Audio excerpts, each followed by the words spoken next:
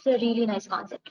A 43-year-old old man comes to the physician because of anxiety, difficulty focusing on tasks. He has 4.6 kg weight loss over the past four weeks. His diaphoretic pulse is 100, respiration is 18, blood pressure 150 by 78. He has warm, moist skin, goiter, and resting tremor of both hands. You know what it is? Then laboratory shows a thyroxine concentration of 30 microgram, TSH, which is 0.1. The patient is started on methimazole and atenolol. The latter agent predominantly affects which of the following? Other stuff is unnecessary. Atenolol is a beta blocker, which acts on AV node, right? That's all you want to know, that acts on AV node.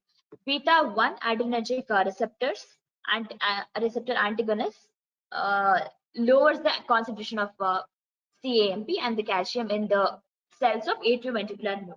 So if you lower the concentration of calcium, that the firing decreases in the atrioventricular node. So there is decrease in AV nodal activity that causes decrease in electrical signals from atria to the ventricle. So there is a decreased heart rate. Okay.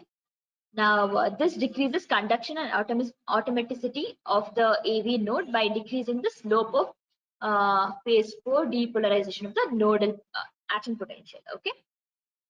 So on ECG, this effect would appear as prolonged PR interval. So PR interval, what is PR interval?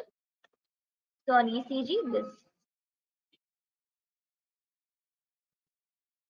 PR interval is this. From the beginning of P to the beginning of QRS. QRS is PR interval. Okay.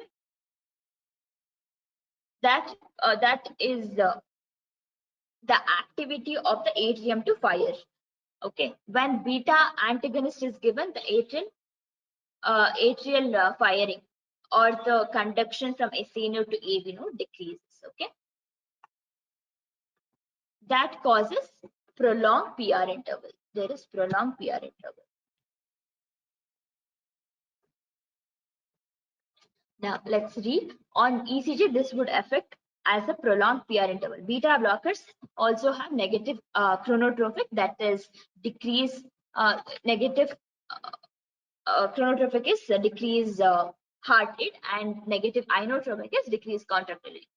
You know this, beta 1 and beta 2 acts by causing increase in heart rate and increase in contractility. So what is atenolol?